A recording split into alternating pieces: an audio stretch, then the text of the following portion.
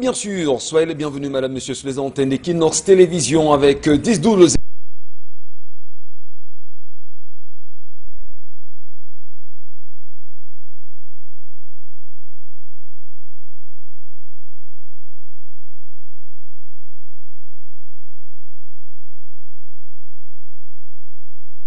Acheminons-nous justement vers une énième hausse du prix de la bière au Cameroun.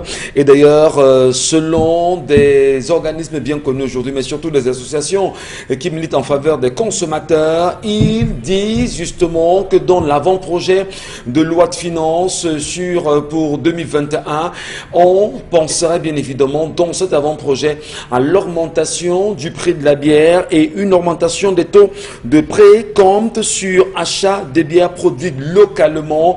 Comment le dire? Les Camerounais devront-ils encore dès 2021 penser à augmenter un tout petit peu justement de leur prix ou de leur monnaie sur le coût d'achat de la bière au Cameroun? Comment les Camerounais perçoivent-ils justement cet avant-projet de loi de finances qui resterait bien évidemment d'entrer en cours dans les mois à venir et qui serait bien sûr débattu par les députés de la nation? Comment l'expliquer, comment bien sûr penser à cela? Et aujourd'hui, on parle encore de la libération du peuple camerounais. Et la question évidente qui depuis ce matin taraude nos esprits, c'est de savoir est-ce que le peuple camerounais lui-même est conscient des nombreuses batailles qui sont menées pour lui aujourd'hui? Est-ce que les Camerounais sont eux aussi conscients, ou du moins se retrouvent-ils réellement dans les batailles qui sont menées pour la libération du peuple camerounais? Le peuple vit-il toujours dans la zombification ou pas? Peut-il se libérer? Si oui, comment et par qui? Devrait-on forcément attendre un Messie, ou le peuple devrait-il réellement prendre son destin en main? Question de décider de ce qui sera son lendemain. Et vous le savez, en ce moment, ça parle beaucoup sur les réseaux sociaux, une espèce de gouvernement qui serait en train d'écumer les plateformes aujourd'hui sur la toile. Qui a balancé le nouveau gouvernement de Paul Biya dans la rue? Qui sont ceux qui essayent de manipuler la conscience nationale et internationale? Pourquoi justement basculer les ministres d'un poste à un autre? Et si ce document qui fait le tour de la toile aujourd'hui était vrai, qui est derrière, tapis dans l'ombre, et qui tente justement de manipuler les Camerounais? Madame, messieurs, ça fait bien évidemment parler plus d'un Camerounais. Mais surtout, on va garder en esprit que l'impératif industriel du Cameroun est l'ouvrage qui a été remis lundi dernier au premier ministre chef du gouvernement, Joseph Diongouté, par le président du JICAM, M. Tawamba, qui revient sur ce qu'on appelle aujourd'hui le livre blanc de l'économie camerounaise, qui sera bien évidemment le fil d'Ariane pour repenser la relance de l'économie au Cameroun, projet sur lequel nous devons nous arrêter. Bienvenue à tous, bienvenue à vous, madame, messieurs. Le Cameroun nous appartient, ensemble nous devons le reconstruire. Charles Membachou, Bonbon Bengan Kandji, Dominique Audrey, Oyengelek et Karine Santia. Ensemble, nous serons encore là pour vous servir jusqu'à 12 h. Bonjour à vous, bonjour Bonbon Bengan Kandji et bienvenue parmi nous ce matin. Bonjour Monsieur Ngachou Numba, bonjour à vous chers téléspectateurs. 21 octobre 2020, ça fait 4 ans que la catastrophe des ECA a eu lieu. Ce 21 octobre 2016, c'était un vendredi. Un train en provenance de Yaoundé a déraillé. Beaucoup de morts, plusieurs morts, mais cela traduisait plusieurs choses au même moment. La qualité défectueuse, vétuste de nos rails, mais surtout les disparitions en vies humaines. Officiellement, on en a parlé de 79, mais plusieurs familles sont aujourd'hui restées sans avoir vu leurs bien-aimés. Mais qu'est-ce qui en est suivi par la suite? C'est la défection des nylons.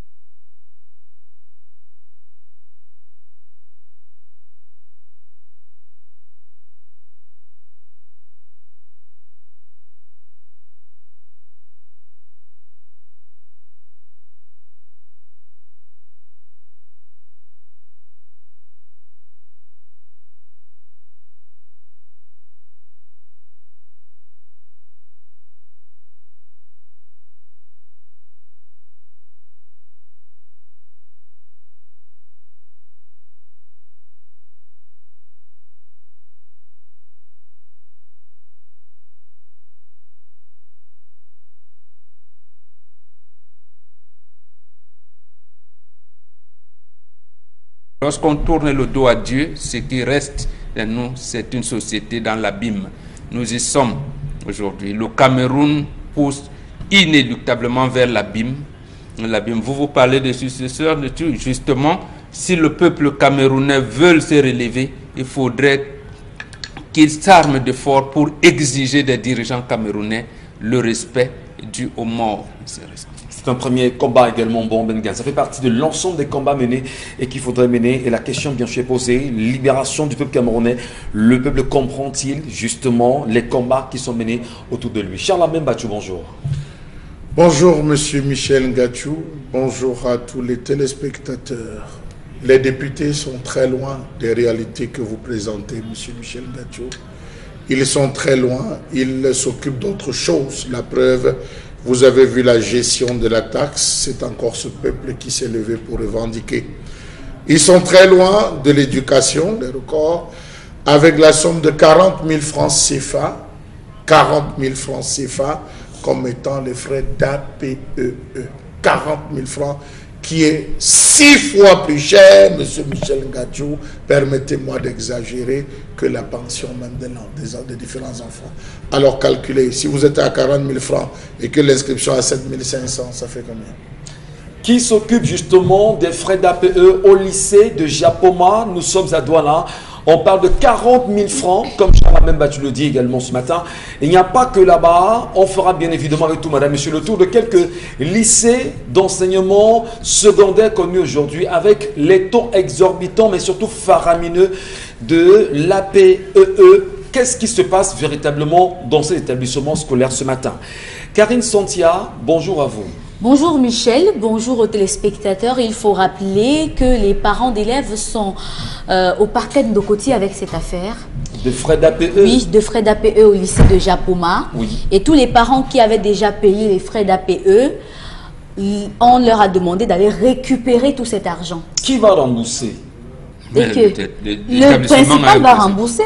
Le proviseur? Il y a un intendant. Il y a un intendant, ils doivent rembourser cet argent. Il faut aussi le dire qu'à Loum, l'argent n'est plus là. Au lycée de Loum l'année dernière, l'APE était à 11 000 francs. Cette année, c'est monté à 19 500.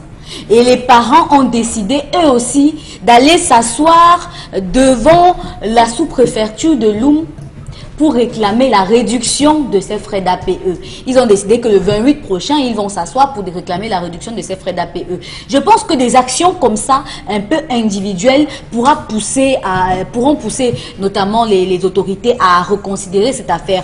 Il est inadmissible que nous sommes en plein coronavirus où les parents ont été touchés. Les agriculteurs, vous vous rappelez que les tomates et autres ont eu du mal à être vendus au Cameroun. Et quand on vous demande à vous, qui avez 4 enfants, de payer l'APE de vos enfants à 40 000 francs, ça veut dire 40 000 fois 4 enfants, et maintenant sans payer les frais de scolarité, les frais de tenue de sport, et ainsi de suite. On en parlera, mais surtout on tentera de savoir comment diligenter ces frais. Il y a aussi le lycée de Nilon, donc passé. Et il y a même le lycée Leclerc à Yaoundé. Donc passé, je dis donc passé, où là encore les détournements des frais d'APE, on vient de battre. Le lycée de Batoufam. Voilà. On en parlera tout à l'heure, je vous en prie. Dominique Audrey Oyengelek, bonjour à vous. Bonjour Michel Ngachou, bonjour aux téléspectateurs. Ce matin, à la suite de Bombok, parlant de la catastrophe des ECA le 21 octobre, il y a sensiblement 4 ans, si je ne me trompe pas, Bombok, on nous a annoncé en 2018 la construction d'une stèle, la stèle du souvenir qui devait coûter 450 millions de francs CFA. Aujourd'hui, on se demande, est-ce que les travaux ont été effectivement achevés? Bombok, vous êtes constamment de ce côté. Non, pas encore, c'est même dans la broussaille. Pourquoi? Quel est le souvenir qu'on doit garder de nos frères qui sont morts à cet endroit? N'a-t-on pas défalqué la somme dans la totalité pour venir achever les travaux? Les quelques images qu'on peut voir de cet endroit sont vraiment, c'est à gerber. Donc vraiment, en mémoire de ces gens, au lieu de les tuer encore cette année, bien vouloir achever ces travaux-là. Qui va achever bien sûr les travaux aujourd'hui, Dominique Audrey? La société qui a commencé. Qui sont ceux qui vont attribuer de la société? Mais déjà, les rapports d'enquête concernant la catastrophe. Oui, le Panthéon existe déjà? Pas encore, rien n'a été fait. J'aurais même voulu m'arrêter rapidement sur ne serait-ce que le dédommagement. Ce que les gens ont perçu après le dédommagement. Je me souviens qu'il y en a qui ont perçu 15 000 francs, 35 000 francs, 75 000 francs pour d'autres. Par étape. Et voilà, c'est Mais on a organisé un concours pour demander aux gens de présenter des maquettes. On a vu les photos avec les ministres, leur parade habituelle là, c'est de la moquerie. En tout cas... Mais vous ne savez pas que nous sommes dans un pays de maquettes. Les maquettes sont toujours plus belles que la réalisation. Merci Karine Zontia. Nous vous rappelons encore, mesdames et messieurs, que la libération du peuple camerounais se fera avec vous et par vous en même temps. Qu'est-ce qu'il faut faire absolument pour que le peuple aujourd'hui puisse arracher sa liberté? La question vous est posée. Mais surtout, on vous lira sur les plateformes connues 10-12, le Zénith, Equinox Télévision. Merci de nous y laisser en commentaire. L'histoire de ce jour, Dominique Audrey, nous nous tournons vers vous. Il s'agit de quoi? Il s'agit d'un jeune homme âgé de 25 ans qui raconte qu'il déteste son père, son géniteur. Il raconte qu'il a grandi exclusivement avec la famille de sa mère, qu'il a conçue alors qu'elle était encore au lycée et qu'elle était âgée de 18 ans à cette époque-là. Malheureusement, il a grandi dans un entourage où tous les enfants avaient leur père à côté et lui, jamais, au grand jamais, il n'a su ce que c'était que d'avoir un père. Si ce n'est ses oncles qui faisaient office de père, c'était des tontons, mais pas des pères, ça ne se remplace pas, malheureusement. Lorsqu'il entre dans l'âge de la puberté, où il décide de confronter sa mère et de lui demander « Maman, j'étais petit, tu me disais, papa a voyagé, papa n'est pas là, papa est venu, tu dormais et tout. Aujourd'hui, je veux savoir, où est mon père? Pourquoi je n'ai jamais rencontré mon père? Est-ce qu'il m'a abandonné? Est-il mort? Que s'est-il passé? » Sa mère raconte que non, lorsque elle a rencontré son père, c'était simplement pour un coup d'un soir et malheureusement ou heureusement, elle a conçu de lui. Et aujourd'hui, lorsqu'elle est allée dire au père à l'auteur de sa grossesse qu'elle était enceinte, il lui a dit non, ce jour-là, j'étais pas seule et tu ne peux pas m'attribuer cette grossesse-là. Malgré qu'elle ait insisté que c'était lui l'auteur de la grossesse, celui-là a dit non, il n'en est rien, ce n'est pas moi. Elle a donné des indications à son fils. Donc, ton père, voilà, sa famille vit dans telle zone du quartier. Si tu vas là-bas, vit encore ta grand-mère, la mère de ton père. Tu verras des tantes et des cousins et tout. Et l'enfant, lorsqu'il s'est senti prêt, suffisamment mûr pour pouvoir affronter cette situation-là, il y a sensiblement 1 an, il s'est rapproché de savoir sa vie compléter tout le manque de toutes ces années. Mais malheureusement, il éprouve de l'aversion pour son père. Aujourd'hui, il attend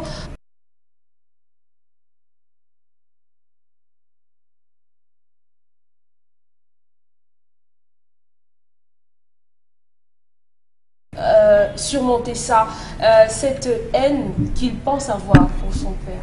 Dominique Audrey. Histoire formidable ce matin. Oui. Oui, il y a plein de Camerounais, il y a les couples, comment dire, des familles monoparentales aujourd'hui. Oui. Il y a des enfants qui sont nés et puis père, beaucoup voudraient bien savoir qui est mon géniteur. Et beaucoup aujourd'hui de jeunes femmes se sont lancées dans la recherche de leur père. Vous voyez, on vous envoie des noms. Mon père a vécu ici, son village c'est tel, je ne le connais pas, je le recherche. Donc il faudrait peut-être qu'on ait une tribune où on va lancer des avis de recherche de nos pères. Peut-être. Alors l'histoire, vous nous la restituez effectivement. Le jeune garçon semble outré parce qu'il connaît quand même qui est son géniteur. Aujourd'hui, oui. Celui-ci refuse de le reconnaître comme étant son fils. Oui. Voilà. Qu'est-ce qu'il fait? Qu'est-ce qu'il doit faire? Vous en tant que maman, vous en tant que sœur, vous lui direz quoi? Qu'il laisse tomber. Qu'il laisse. Si 25 ans après, et malgré qu'il ait entrepris toutes les démarches pour que ce père-là finisse par l'accepter et que celui-ci persiste de le renier, mais vous n'allez pas le forcer. Vous avez fait ce que vous aviez à faire, tout simplement. On ne peut pas contraindre quelqu'un à vous aimer, si ce n'est à vous respecter, oui, mais vous aimer, non. Vous ne pouvez pas avoir ce pouvoir de décision sur les gens. Donc, pour l'enfant qu'il va avoir, il faudrait qu'il se construise lui-même, qu'il bâtisse le modèle du père qu'il veut être pour son enfant, qu'il aide au maximum l'enfant qui va naître, qu'il soit un exemple du point de vue moral, qu'il soit une personne sur laquelle on n'aura rien à redire. Et comme ça, l'enfant que lui, il attend aujourd'hui, pourra être fier d'avoir un père comme lui, un père qui a des valeurs, un père qui a des principes, un père qui est responsable. Donc, à son tour, il faudrait qu'il soit un homme responsable de tous ses actes. Est-ce qu'il a le droit de détester son papa aujourd'hui, son géniteur? Je ne sais pas si on devrait poser la question comme ça. Parce qu'à un moment donné, le monsieur en face vous dit je ne vous reconnais pas comme étant mon fils. Moi, je vous dirais que est-ce qu'on a le droit d'aimer quelqu'un? Si. Ça veut dire qu'on peut avoir le droit de détester également. On n'a pas le droit de détester. Ce droit-là est écrit où? C'est écrit où? On doit aimer. On prône l'amour, on ne prône pas la haine. Non. Hein? Bon, peut-être, je crois que dire que détester, c'est un bien grand mot.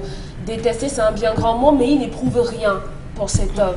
À une époque, on a eu un chanteur d'origine africaine, français, Singila notamment, qui chantait mon père et tout, il m'a abandonné, gna gna gna gna, je voulais qu'il souffre et tout. Et lorsqu'il est mort, il s'est rendu compte qu'il aimait son père. Donc, généralement, comme disait Amadou Koumba dans un de ses livres, l'on ne connaît l'utilité des fesses que quand vient le moment de s'asseoir. Peut-être c'est s'il perd son père qu'il se rendra compte qu'en fait, il ne le détestait pas. Il l'aimait, mais d'une autre façon. Tout ce que le jeune homme veut, et ça, je m'adresse aux hommes qui ont la faculté, l'attitude et l'habitude de renier les enfants, de renier leurs responsabilités lorsqu'ils s'engagent. Parce qu'on sait tous que aller au lit avec une femme sans se protéger, c'est l'une des potentielles conséquences à avoir un enfant. Donc, lorsque vous prenez sur vous d'avoir ce genre d'activité, vous pouvez être à même d'être le père. Et c'est la mère qui décide de qui est le père de cet enfant. Attends, la mère décide ou la mère sait qui est le père de l'enfant? Elle peut décider. Elle peut savoir que ce n'est pas vous et elle décide que c'est monsieur Machou. C'est dangereux. Qui en est le cœur. Toujours moi la victime, c'est ça plateau. Malheureusement. Donc ce garçon, il faudrait qu'il laisse.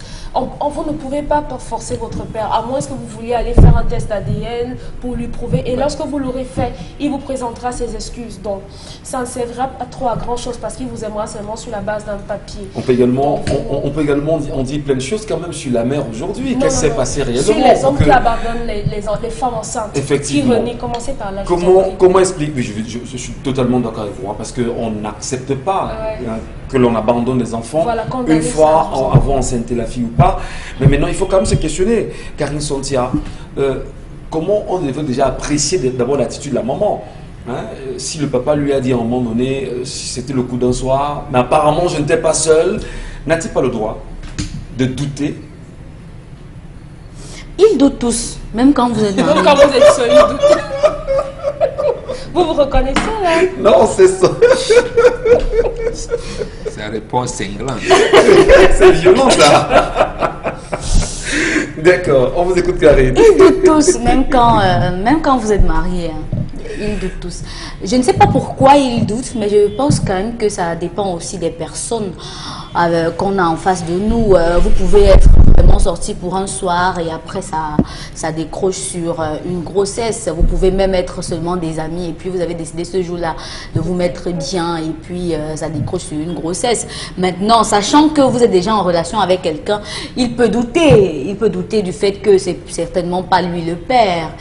Mais après, je pense que lorsque quelqu'un vient vous dire que c'est vous le père, tout de suite là, si vous n'étiez pas préparé à être papa, vous allez toujours réagir en disant que comment ça? C'était quand? Est-ce que c'est moi? Je ne suis pas sûre. Et maintenant, c'est après qu'on voit le comportement de la personne. Vous laissez peut-être du temps à la personne, 2 semaines, 1 mois, 6 mois, l'enfant naît. Parce que c'est quand vous portez l'enfant dans vos bras que vous êtes capable de dire que c'est le mien. Parce qu'il y a un sentiment qui vous anime au moment où vous l'avez dans vos bras. C'est-à-dire que vous sentez tout le poids de la responsabilité que vous avez à présent envers cet enfant. C'est là où vous vous dites que, c'est mon fils. Parfois, ce n'est même pas vraiment votre fils. Mais cette responsabilité que vous avez ressentie au moment-là vous rassure du fait que c'est vraiment votre enfant. Vous pensez que ça peut ne pas être son fils? Ça pouvait ne pas être son fils? Ça peut ne pas être son fils? C'est son fils. Bon, si la maman, après 25 ans, rassure que c'est lui le père, elle a dit au départ et aujourd'hui elle a la même parole, il faut quand même qu'il arrête aussi de se détacher de cela. Peut-être qu'au départ on aurait compris que s'il était un homme marié, il ne voulait pas que quelque chose gâte son mariage, ou alors que la famille n'aurait pas accepté un enfant peut-être de cette femme ou de ce genre de famille, je ne sais pas trop. Mais aujourd'hui à 25 ans, quand c'est l'enfant généralement qui vient vous chercher, il y a une honte qui anime le père en question. Quand c'est l'enfant qui vient vers vous, il y a d'abord un sentiment de honte qui anime. Maintenant, après, il y a la célébration parce qu'on a réussi à se réconcilier, à faire table rase du passé et à dire qu'aujourd'hui, on reprend les choses où on n'aurait jamais dû les arrêter. Donc, vous dites également ce garçon qui... Aujourd'hui, le garçon dit qu'il ne sait pas comment il va être un père. S'il vous plaît, Si vous réussissez à trouver le manuel, comment être un père, achetez-le. Il y en a. Je ne sais pas, je dis si. Maintenant, si vous ne le retrouvez pas, vous serez un père quand vous allez tenir votre enfant dans les bras. Ce jour-là, vous saurez que cette petite créature ne dépend de vous et qu'à présent, vous êtes responsable du bien-être de cet enfant, de son sourire, de ses larmes, de son éducation, de sa vie en général. C'est un poids que Dieu vous donne. Donc, vous avez la responsabilité d'être un bon père. Et vous n'allez pas devoir apprendre quelque part comment faire. Au fur et à mesure, vous apprendrez et vous grandirez avec votre enfant. Vous avez mentionné un petit point là tout à l'heure. Si ce n'est que lorsque vous portez l'enfant, qu'il soit le vôtre ou pas, que vous saurez si vous l'aimez ou pas. Mais à un moment donné, est-ce que vous croyez que les mamans, sans jeter le propre sur certaines femmes, ne sont toujours pas sincères quant à la déclaration de qui sera le géniteur de l'enfant qu'elles peuvent ou qu'elles pourraient porter? Je le dis bien, il y a des moments où les femmes le font. C'est-à-dire que... C'est quoi l'intérêt? Cette femme ne l'a pas fait. Oui, ça peut être, voilà. Ça peut être quoi l'intérêt? L'intérêt pour certaines femmes, c'est que dans sa tête, elle a choisi le genre de père qu'elle veut pour son enfant. Et puis, malheureusement, elle tombe sur la mauvaise personne et elle décide d'attribuer la paternité à une autre personne. Ce que je n'encourage pas. Il faut quand même connaître ses origines avant de ne pas en être fier. Oui. Il faut d'abord connaître ses origines avant de ne pas en être fier. Donc, ce que je vais dire à ce garçon, c'est... Il n'y a pas un manuel qui va lui dire fais ça à tel moment, fais ça à tel moment. Il sera papa tout simplement. Et après, chaque fois que son enfant fera une action, il apprendra. Chaque fois qu'il sera face à son enfant par rapport à une situation, il apprendra. Il apprendra peut-être un jour à changer le biberon. Il apprendra un jour, par exemple, à accompagner l'enfant à l'école. C'est tout seul qu'il le fera. Il y a des jeunes aujourd'hui qui, à 17 ans, deviennent papa sans avoir eu de père, par exemple. Mais ils grandissent avec leurs enfants. Il y a des jeunes aujourd'hui qui ont été élevés par grand-mère, toute seule parce que grand-père était décédé et maman elle-même ne vivait plus. Et donc, lorsqu'ils ont eu un enfant, ils ont appris à prendre soin de l'enfant tout simplement. Charles Battu. Demandant au commissaire de vous garder. Dans la réalité camerounaise, tout est désormais assimilé au grand banditisme dans la conception de certains administrateurs civils, cela favorisé par le flou entretenu par les différents textes de la République sur les véritables contours de la notion de garde à vue administrative. Savez-vous que d'après ce code, à l'article 12, après l'article 2, seul le procureur de la République, le juge d'instruction ou la juridiction de jugement peuvent décerner un mandat de justice qui, entre autres, inclut le mandat de détention provisoire. Aucune initiative de ce type n'est ordonnée aux autorités administratives qui continuent à se référer à la loi du 19 décembre 1990 sur le maintien de l'ordre. Puis encore, comment comprendre cette obstination des chefs-terres lorsqu'on sait que l'article 746.1 du nouveau code de procédure pénale a tout tranchant stipulant que sont abrogées toutes dispositions antérieures contraires à la présente loi. L'article 2 précisant que le dit code est d'application générale sous réserve de certaines dispositions prévues par le code de justice militaire ou des textes particuliers. Comment comprendre l'abus d'autorité dont fait ses preuves certains chefs-terre dans ce pays? Allez dans les zones reculées, vous allez vous rendre compte que les prisons sont pleines parce que les chefs-terre abusent. Ils abusent d'un pouvoir. Comment comprendre que cette mesure soit appliquée en marge des prescriptions légales? Attitude qui finit par déboucher sur la détention arbitraire de ces détenus qui croupissent en prison de manière abusive et illégale et qui sont très souvent oubliés par l'administration pénitentiaire.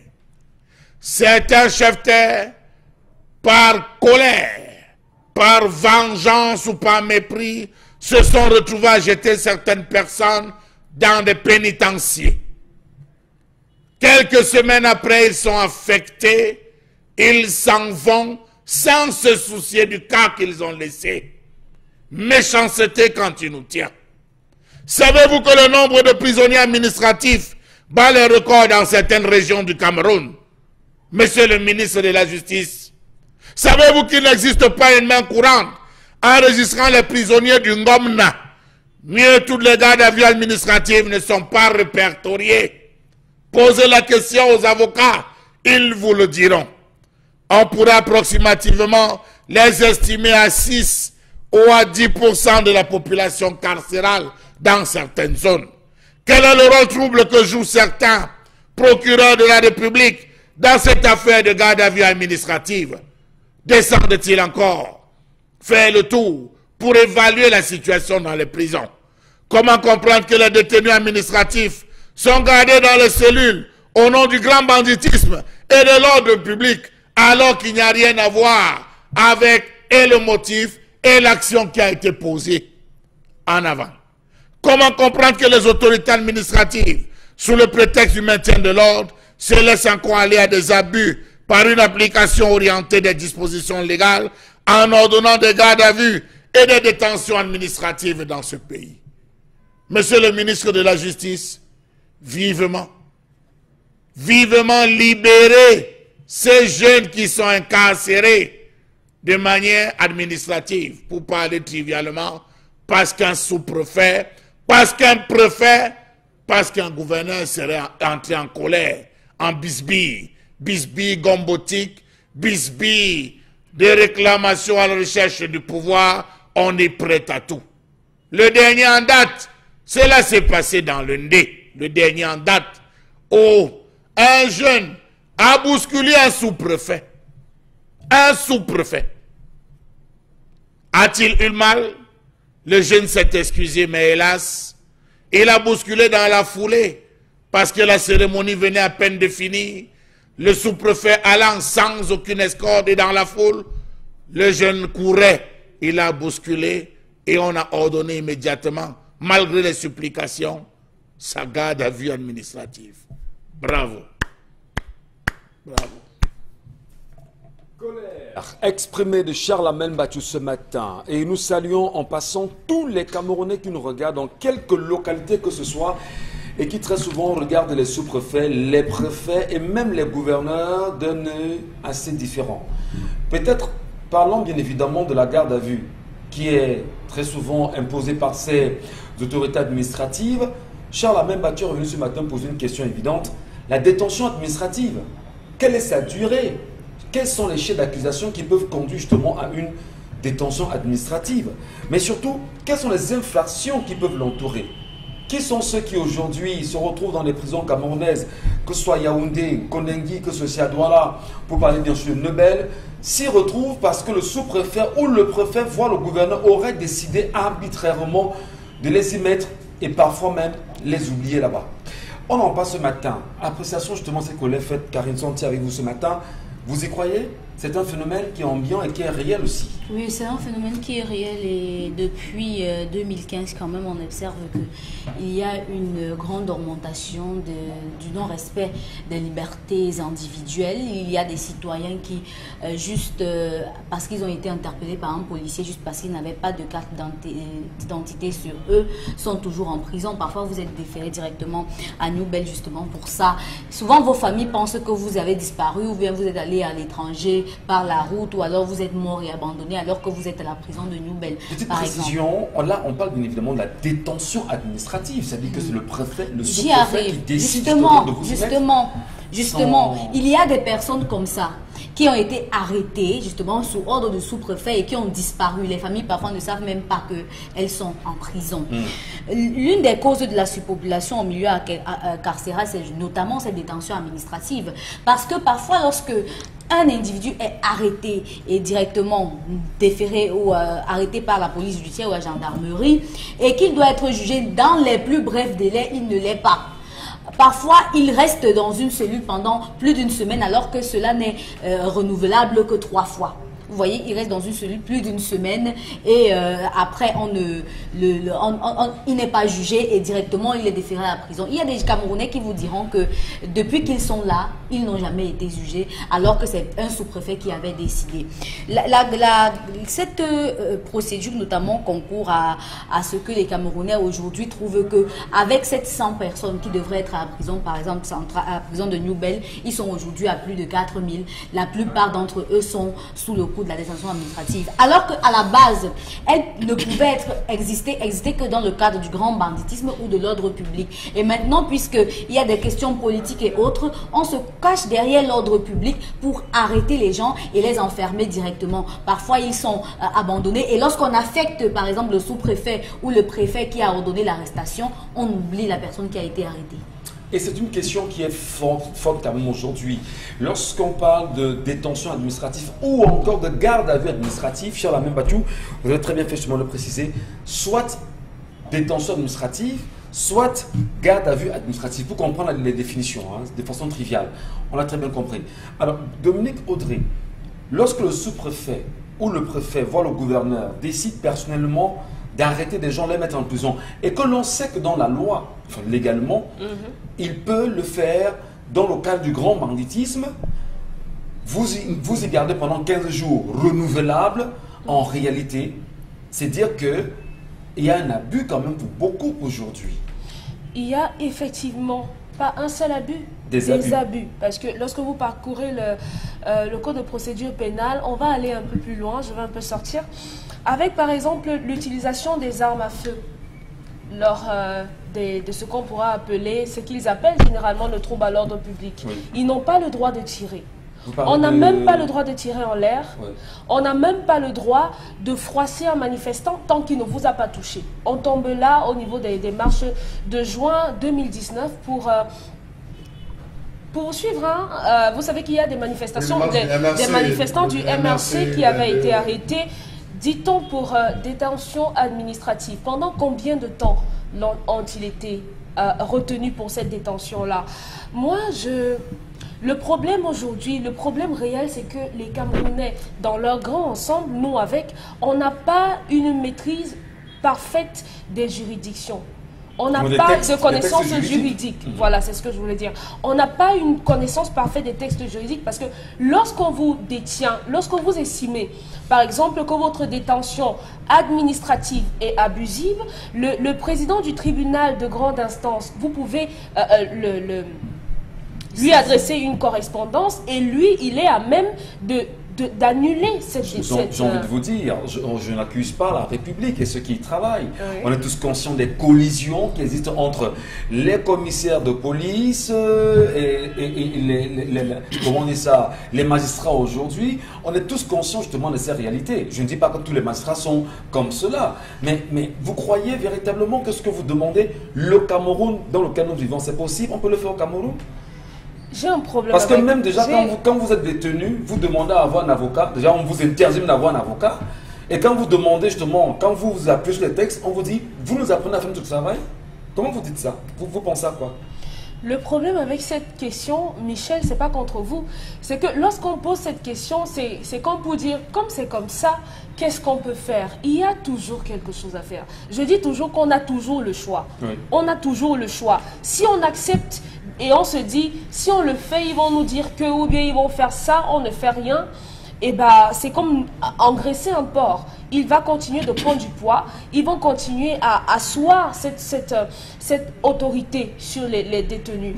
On a la détention administrative aujourd'hui dans son ensemble, dans son grand ensemble, est un problème. Parce que 5% de la population carcérale vient de cela, de cette détention-là. Donc ça veut dire que Oyengelek est en train de faire sa lessive et par le plus grand des hasards, la femme du gouverneur passe dans sa voiture et Oyengelek a versé de l'eau ou bien éclaboussé la dame et bam! D'abord, tu sais qui je suis? On m'envoie au Niouf et basta. Karine l'a mentionné, il y a des gens aujourd'hui dont on ne sait pas à quel endroit ils sont, simplement parce qu'ils ont eu au passage une autorité administrative et qu'on n'accepte pas ce manque de révérence, on vous enferme. Donc je pense que le problème, il faudrait, ces personnes en usent abusivement. Il va falloir qu'on le dit ici, qu'on revoie certains textes, certains articles du code pénal, oui, qu'on revoie et qu'on sache clairement, parce que grand banditisme, lorsque j'ai fait l'effort de recherche, ce sont des enlèvements, ce sont des attaques à main armée. Si on prend le cas du MRC, personne n'avait une arme, personne n'a été enlevé. Donc ça signifie quoi? Mais bon, ça entre dans l'ordre public dans ce cas. Oui, peut-être c'est dans l'ordre public. Mais si dans grand banditisme, ça n'entre pas. Il faut que ça entre quelque part. Bon, Bengan Kanji, comprenons, est-ce que les marcheurs du 22 septembre dernier, pour tous ceux qui sont aujourd'hui dans les tribunaux, devant les tribunaux, parce qu'il y a 107 qui seront bientôt devant le tribunal militaire, et on parle de plus de 500 qui y sont encore détenus, selon les chiffres justement déclarés des avocats du MRC. Est-ce que tous ceux-ci sont justement en détention administrative, abusive? Dans ce cas, qu'est-ce qu'on fait? Donc, l'abus, de mon point de vue, c'est peut-être les conditions de détention. Maintenant, c'est l'autorité administrative et a le droit de mettre les gens en détention administrative et ils sont en détention administrative. C'est selon la loi 90/054. 22 septembre, 22 décembre. Non, les marches du 22 septembre dernier. Oui, nous avons vu le 20 octobre. Donc 2 jours, ça fera 30 jours. Oui, mais la détention administrative, c'est 15 jours renouvelables. 15 jours renouvelables, autant de fois ou bien une seule fois? Non, renouvelable, c'est comme ça. Il n'y a pas eu de suite. Il n'y a pas. C'est l'article 2, alinéa 5. Il dit, on peut vous mettre détention administrative 15 jours renouvelables dans le cadre du grand banditisme. Voilà. Mais Dans le cadre du grand banditisme. Maintenant, le problème c'est là. Parce que la loi donne à l'autorité administrative le soin d'apprécier. On dit, bon, organise, il y a risque de trouble à l'ordre public dans la marche que tu veux organiser. C'est lui qui apprécie. Il apprécie sur la base de quoi? Des renseignements généraux, sûrement des renseignements, puisqu'il a le droit de mobiliser la force publique. Maintenant, les renseignements généraux lui disent que cette marche-là risque de troubler. Maintenant, est-ce que ce trouble que ça risque de générer, c'est du grand banditisme? C'est quel genre de trouble d'ailleurs? Est-ce qu'on c'est les casse? Donc c'est l'autorité administrative qui définit. Pense que peut-être vous allez casser, peut-être ça va énerver d'autres Camerounais qui risqueront de... Bon, le problème est là. Que veut dire grand banditisme? Mais ce qu'on a soupçonné au départ, c'est que les marches du 22 septembre dernier avaient pour but le chassement. Donc, déloger Paul Biya de Vous parlez de soupçons. Voilà, de déloger Paul Biya de Toudi. Mais jusqu'aujourd'hui, dans l'acte qui les maintient en cellule, on ne parle pas de ça. Ou bien alors, comme on a commencé à les traîner devant les juridictions, et comme on a choisi le tribunal militaire, on va donc voir, est-ce que c'est de ça qu'il s'agit? Qu'est-ce que l'autorité administrative a mis comme contenu dans cette détention administrative-là? Non, mais ça reste ambigu. Or, en principe, la loi ne devait pas être ambiguë. Quand on vous arrête, c'est lui qui vous arrête. Il vous dit pourquoi il vous a arrêté, pour que vous vous attendiez à ce que vous vous expliquez devant les juridictions, pourquoi vous êtes arrêté. Mais ici, on ne sait pas. On vous dit l'autorité administrative a demandé qu'on vous arrête, on vous arrête. Terminé. J'ai suivi ça aussi une fois dans le procès Metouk. Il dit, si, bon, Charles Metouk a arrêté. Le commissaire est venu, lui qui était le commandant de la police judiciaire de Sud-Ouest, dit, bon, le gouvernement m'a demandé de l'arrêter, je l'ai arrêté. Sans mandat, sans convocation. Il m'a demandé de l'arrêter, je l'ai arrêté. Et bon, depuis 2013, Metouk est là où il est. Il m'a demandé de l'arrêter, je l'ai arrêté. C'est tout. Donc, vous voyez, il y a comme ça un fonctionnement qui est alambiqué. Puisque parfois on fait des arrestations dans le littoral, à l'ouest et autres, mais ailleurs on libère et à Douala on ne libère pas. Pourquoi cette dichotomie-là? Pourquoi cette différence? Non, là c'est à l'appréciation du magistrat. Le juge est là, on dit qu'il est assis, c'est un magistrat assis, il apprécie la situation. Je vous donne la compagnie Karine en vous disant, il y en a qui sont arrêtés à Douala, mais qui sont jugés à Bafoussam. À Yaoundé. À Yaoundé. Alors, qu'est-ce qui se passe? Comment est-ce qu'on apprécie tout ça?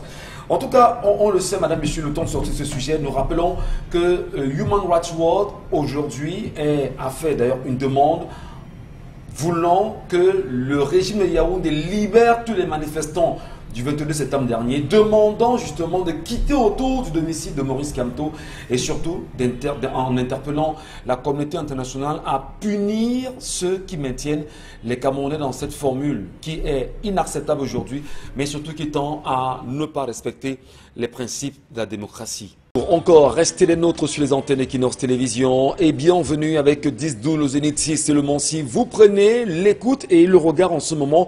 Merci de tenir vos télécommandes en main et bien merci encore à tous ces millions de Camerounais de l'étranger ou de ces Africains également qui trouvent du plaisir à mieux comprendre l'évolution du Cameroun, ses réalités et des sujets qui gravitent autour de cette nation qui nous est chère.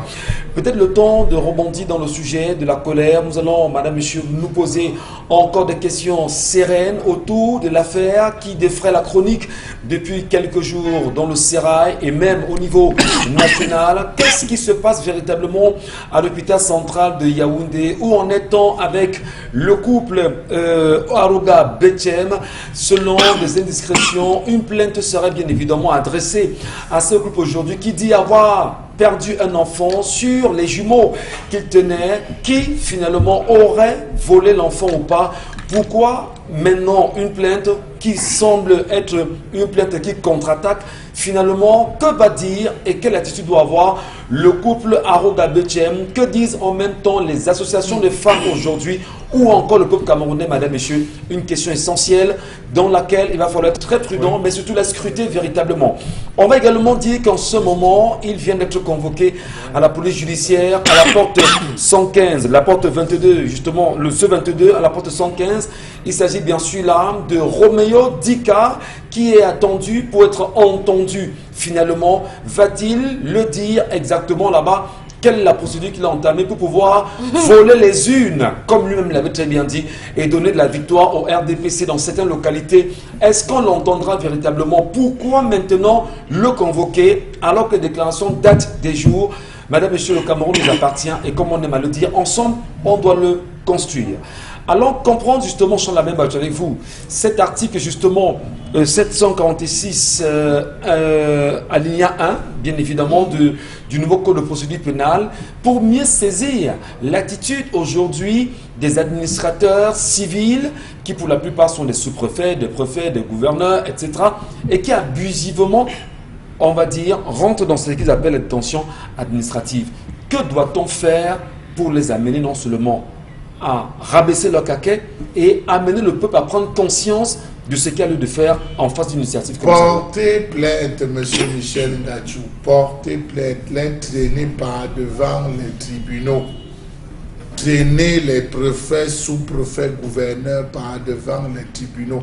Vous vous sentez abusé, traînez-les. Vous vous rappelez l'année dernière, en 2019, vous savez comme vous les dossiers notamment au mois de novembre, monsieur Michel Ngachou, au mois de novembre, rappelez-vous, il y a eu un conflit de terrain, c'était dans le Noun, exactement, où le sous-préfet étant descendu, le monsieur s'est opposé en disant que c'est le terrain de son père. Il a sorti tous les documents, mais comme le sous-préfet avait perçu l'argent, devant sa femme et ses enfants, le sous-préfet a giflé ce monsieur. La gifle qu'il a donnée, quand le monsieur a voulu restituer la gifle parce que c'était dans le choc, les éléments ont maîtrisé et calmé la situation. Le sous-préfet en allant dit que mettez-le au frais. Après l'avoir giflé. Après l'avoir giflé devant, on dit mettez-le au frais. On a mis ce papa au frais, il a passé toutes les fêtes de fin d'année au frais. On a même oublié. Alors, lorsque vous avez des autorités qui, au lieu de composer avec les populations, se retrouvent à s'éloigner des populations, monsieur Michel Ngachou, il faut se poser des véritables questions. Le sous-préfet qui arrive dans un arrondissement, on doit le voir lorsqu'il y a deuil. On doit le voir lorsqu'il y a réjouissance. On doit le voir lorsqu'il y a un cas grave. Mais je vous prends un cas, monsieur Michel Ngachou, ce n'est pas moi, ce n'est pas une publicité. Il y a un jeune garçon qui est décédé dans le nez à Banganté, et un jeune garçon qui est décédé. Il était d'une serviabilité, c'était lui qui faisait. Je vous assure que si on vous montre ce qui défie le bal, est-ce que vous avez besoin d'avoir de l'argent pour vivre là? On les connaît dans les villages, on les connaît dans les quartiers, ces gens qui rendent service. Le sous-préfet doit être le serviteur de tous et non le servi par tous. Non. Mais vous avez ces personnes, vous arrivez pour un peu. Et je l'ai assisté ici à Douala, M. Michel Ngachou. Il y avait un sous-préfet. Lorsque vous arrivez, vous grondez un peu dans le service. Il sort, il demande, mettez-le au frais. Parce qu'un service ne vous a pas été rendu. Vous commencez à vous plaindre. Ça veut dire quoi? Je suis ici depuis le matin. On dit, ah, tu viens gueuler où? Chez moi, le gomme là. Ici, c'est moi qui parle. Mettez cet individu au frais. Regardez de tels abus. Et ces abus sont, excusez-moi du peuple, cautionnés par l'actuel ministre de l'administration territoriale. J'ai comme l'impression que c'est le ministre de l'administration territoriale qui donne quitus. Monsieur Michel Ngachou, on a eu l'époque des personnes comme un non-croyant. Ceux qui ont connu un non-croyant. En ce ministre. Ouais. Un non-croyant, lorsqu'il entendait, il y avait 20 qu'un sous-préfet avait osé lever le doigt. Vous étiez sanctionné. Je ne sais pas pourquoi des personnes comme celle-là ne peuvent pas revenir. Ben, il n'y a pas que les non. On a besoin. Je prends un exemple que je connais, M. Michel Ngachou. Parce que c'est quelqu'un, lorsqu'il descendait même pour aller visiter Bafoussam, il s'arrêtait à la prison.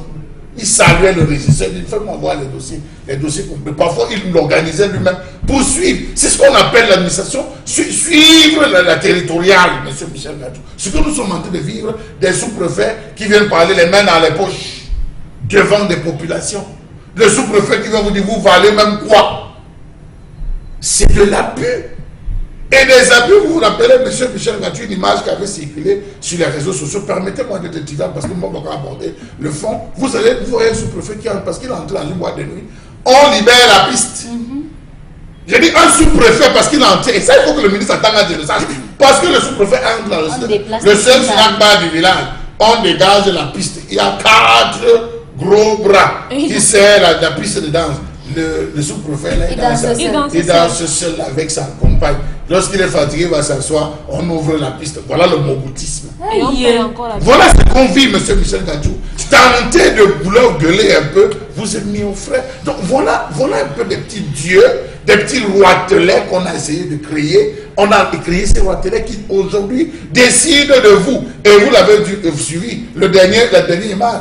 Paul Biya à Yaoundé, moi je suis ici. C'est pas moi, c'est le prophète Bamoum qui a dit Paul Biya à Yaoundé, moi je suis ici. Donc Paul Biya est roi là-bas, moi je suis roi ici. De telles expressions, comment est-ce qu'un ministre de l'administration territoriale peut laisser encore? Si ce n'est pas une histoire de réseau, si ce n'est pas une histoire de complicité, M. Michel Ngachou. Et des abus sont venus. Vous allez à la prison de Neuben, des abus sont comme ça, vous allez voir des abus administratifs. Il faut les libérer. Il faut les libérer. Allez dans les régions. Allez dans la zone de l'Est, allez à l'Ouest, allez dans les prisons, vous allez les retrouver comme ça, ce qu'on a gardé, que les sous-préfets ont fait garder. Est-ce que le gouverneur, je parle du gouverneur ou des gouverneurs, puisqu'on a 10 gouverneurs dans les régions du Cameroun, est-ce que les gouverneurs ne s'accordent pas avec les préfets? Est-ce que les gouverneurs ne tiennent pas un langage quand même de cohésion sociale avec les préfets? Est-ce que les préfets sont au courant, M. Michel Ngachou? Est-ce que l'action le préfet pas enjoy? Peut-être le préfet du dé pas enjoy à la frontière là-bas, M. Michel Ngachou, à la frontière du dé, le gouverneur de la région à Bafoussam. Est-ce qu'ils seront au courant de ce que le préfet du département de faire? Mais il n'y a pas... Bon, Benga, vous le réagir. Oui, non. Cette dérive vient de l'incongruité de la République. Le gouverneur est le délégué régional du ministre de l'administration territoriale. Il n'y a aucun texte qui fait de lui le représentant du président. Mais on pense qu'il est le représentant du président. Le préfet est le délégué départemental de l'administration territoriale, du ministère de l'administration territoriale. Le sous-préfet l'est au niveau de l'arrondissement. Mais je ne comprends pas cette incongruité qui voudrait que le gouverneur qui est installé par le ministre en charge de l'administration territoriale, lui le gouverneur, vient installer les autres délégués régionaux. C'est très grave. Et ils acceptent ça. Voilà où commence la dérive. C'est le chef de thème. La dérive. Mais justement, il n'y a aucun texte. S'il était le représentant du président de la République, il serait installé par le Premier ministre. Ça se comprendrait. Ça lui donnait, j'allais dire, l'autorité sur les autres. Mais comment se fait-il que lui, il est le patron des autres délégués régionaux? Le préfet est le patron des autres délégués départementaux. Ce n'est pas possible. Donc, il faudrait donc qu'on commence à revoir ce statut-là. À revoir ce statut. Et c'est ça. Et c'est cette incongruité qui nous amène à des dérives que nous dénonçons ici. Un commissaire de police, il dit, le préfet, le gouverneur m'a demandé de t'arrêter. C'est pour cela que je t'arrête. Bon, parce qu'il dit, je suis l'autorité. Donc vous lui dites, vous êtes officier de police judiciaire, mais est-ce que c'est le procureur qui vous a dit non? parce que le gouverneur, il représente le président de la République. Donc, quand nous acceptons de telles dérives, et même les autres administrations publiques ne devraient pas l'accepter. Bon, Benga, moi je vous entends parler, nous vous entendons parler, les Camerounais qui vous regardent ce matin vous entendent parler. Maintenant, il y en a qui peut-être ne comprennent pas. Comment riposter? Comment faire valoir son droit? Charles Lamé a demandé qu'on les traîne devant les juridictions compétentes. Est-ce que tout le monde a les moyens nécessaires pour les traîner devant les juridictions? Le Cameroun qui est devenu une niche, comment on dit ça? On sait comment il y a des collisions, des complicités pour pouvoir nuire aux Camerounais. Ça ne repose-t-il pas le problème réel de la libération du peuple camerounais dont nous parlons ce matin? Et tout à fait, mais on commence d'abord par entrer là où il y a les contradictions. Je vais dire ceci. Je pense qu'il y a une centrale syndicale du secteur public. Il y a des ONG qui doivent commencer cette sensibilisation-là pour dire, par exemple, aux délégués régionaux de l'énergie ou aux délégués régionaux des travaux publics que le gouverneur n'est pas votre patron. On va dire que c'est la... Oui, mais justement, il faudrait donc que c'est ça qui commence. Maintenant, quand vous avez donc un ministre comme Paul Atangandi, qui lui, il s'engouffre là-dedans, il va dire au préfet, au gouverneur, aux autorités administratives, vous avez le pouvoir, utilisez ce pouvoir-là. Et là, les abus iront grandissant.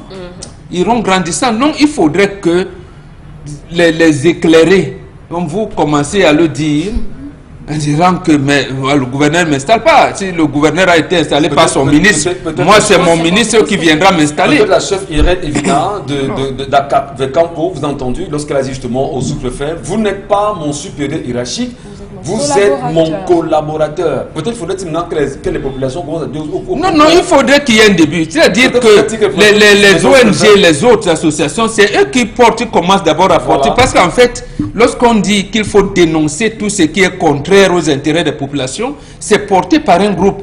Et c'est un groupe de pression, un groupe de lobby. Ça commence là. Et c'est comme ça, de fil en aiguille, que les populations seront éclairées donc, sur un certain nombre de choses. Merci beaucoup, Bon Bengan. Kandji, faudrait-il peut-être dans les quartiers désormais qu'il y ait des regroupements où on enseignera le droit aux quartiers, c'est-à-dire aux populations des quartiers, c'est-à-dire on peut se retrouver sur le jour de bloc pour des dates bien précises, et on vient vous enseigner le droit là-bas pour que les populations ne soient plus naïves des questions liées au texte judiciaire. Il faudra demander une autorisation de manifestation. C'est important. Il faut enseigner la population, il faut éduquer le peuple quand même. Oui, Charles, je vous réponds tout de suite en disant qu'il n'y a pas longtemps, on avait, je pense, Karine Sontia, qui nous avait fait voir une bout d'émission où on disait, on traitait Emmanuel Macron de bête, c'est pas moi. Oui. Vous avez ramené ça ici, c'était une émission où on disait que quand quelqu'un est taré, il va faire l'effort de nommer des crétins. Des crétins. Donc vous pensez qu'un chef de bloc a la capacité, il ne parvient même pas à faire l'inventaire des quartiers, parce que vous pensez qu'il aura la faculté de pouvoir...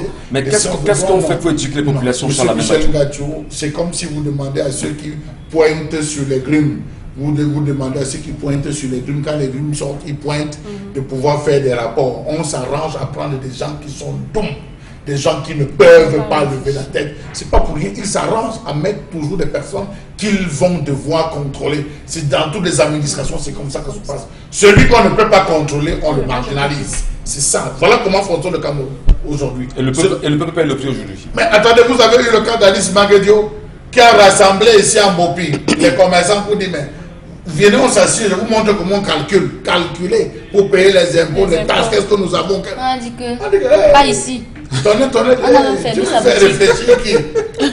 Tu veux faire réfléchir qui? Là, arrête tes histoires. C'est ça le drame. Éviter, lorsque le peuple commence à réfléchir, c'est devenu dangereux. Rappelez-vous avec le coronavirus. Quand on a fermé les bars, les Camerounais ont commencé à entrer dans la réflexion. Facebook, on dit non, ouvrez. Merci beaucoup. Allez, on va prendre les messages, Karine, de nos téléspectateurs qui sont très nombreux. Et merci pour la confiance. Merci à vous. La détention administrative, 15 jours renouvelable une fois. Human Rights Watch s'équipe pour les dirigeants. Les gars se fichent. Ce problème sera résolu après les élections américaines du 3 novembre prochain.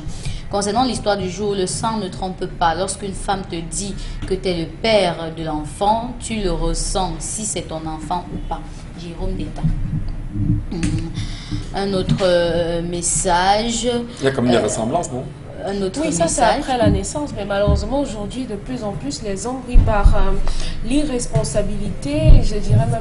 Non, mais à 25 ans, tu peux quand même avoir Monsieur Michel Ngachou, des éléments de quand vous suivez ce que Dominique, Je quand parle vous de suivez ce que l'homme Dominique qui, dit, c'est lorsqu'on pas lui sérieux. dit que je suis enceinte de toi et il fait une fuite en avant, il court. C'est un homme irresponsable, immature. simplement. Oui, Tout c'est bien simplement. d'éprouver du plaisir et tout, mais ça a des conséquences. Et être un homme, même si on a 18 ans ou 17 ans, c'est assumer Même quand c'est un accident. les conséquences de ses actes. Et Monsieur vous devez Michel apprendre ça à Ngachou. vos garçons. Apprenez à vos garçons à être des hommes. Monsieur Ça Michel veut dire Ngachou, que c'est le genre de Monsieur personne Michel qui est Ngachou, capable d'être dans une voiture, Même- heurter quelqu'un Et et fuir. traverser et fuir. Monsieur Michel Ngachou, même votre propre femme, quand vous allez dans les rapports sexuels, elle même vous dit que méfie-toi, hein. Méfie-toi. Toi qui fuis la responsabilité, là, c'est la période. Méfie-toi. Ouais. Même votre propre femme vous le dit à la maison. Pourquoi ne lui avez pas dit? Elle est passée Vous par- aimez toujours jeter les fautes sur les hommes. Les hommes Elle sont mauvais. pas- Les hommes sont des amis. Elle ne veut pas calculer sur sa période. Elle n'était pas sa femme. Elle n'était pas sa femme. Et justement, Elle a c'était dit- c'était l'occasion pour elle de savoir calculer. Elle a calculer dit- ce matin. elle a dit Les hommes que sont ceci. c'était- Les hommes sont cela. Elle a dit Calculez à vos son règles. enfant la vérité. On dit au Vous dites qu'elle ne devait village, pas dire la on dit au village vérité. que quand ta matière n'est pas aiguisée, n'est pas bon sang. Cette femme a dit à son Quand ta matière n'est pas enfant, aiguisée, cette n'est pas femme a bon dit à son enfant que c'était un coup d'un soir. Vous avez dit qu'elle ne doit pas J'ai dire. dit, Maintenant, vous dites oui. qu'elle devait dire au gars Oui. que non, c'est le moment où il va tomber. Nous, on a été Mais jeunes. non. Monsieur Michel Ngachou, Vous quand vous tu dédisez. invitais une petite dans ta chambre, on était jeunes. Tu invites une petite dans ta chambre, quand elle te l'aube, Ils tu ne appelles se que sont gars, pas c'était le invités. mauvais jour. C'était le Ils ne mauvais se jour. sont pas Et invités. quand la fille, permettez-moi, Monsieur Mathieu, ils ne sont pas permettez-moi, invités. la fille vous dit que c'est le mauvais jour. Je ne pouvais pas venir, c'était le mauvais jour. Donc, c'est entré. Il fallu attendre les années 90 et 2000 pour avoir la fausse reproduction des menteuses et des escrocs qui arrivent à tout moment, c'est le mauvais jour. Tout moment, les vraies filles à l'époque, Et c'est quand comme ça elles que disaient que sont nés c'était le les mauvais jour, irresponsables. c'était le mauvais Et jour. c'est comme ça que sont nés les irresponsables, les pères fuyards. Karine, je vous Ils conseille sont pas sur pleins. ça. Ne Monsieur suivez Bachou, pas ça la même bâtue. encouragez-les à jeter leurs Je enfants. n'encourage personne. Karine, Soyez ne calculés suivez pas ça la même Il a bâtue, je vous en jeté prie. son enfant et vous l'encouragez. Même si dans les Play Store, Parce que il y a la maman des ne lui avait logiciels pas pour- dit Ne qu'elle suivez pouvait pas ça la tomber. même bâtue, Karine. Lisez-nous les messages, je vous en prie. La maman, c'est 25 ans, il n'y avait pas encore les applications, monsieur. Ça la même Bachou. bâtue, vous avez appuyé, ne Elle fallait pas aurait dit. appuyer. Elle aurait dit. Donc là, vraiment, il doit d'abord prendre Karine, sa responsabilité. les messages, je vous en prie. Les messages, je vous en prie. s'il La vous plaît. justice dans ce pays a atteint son apogée.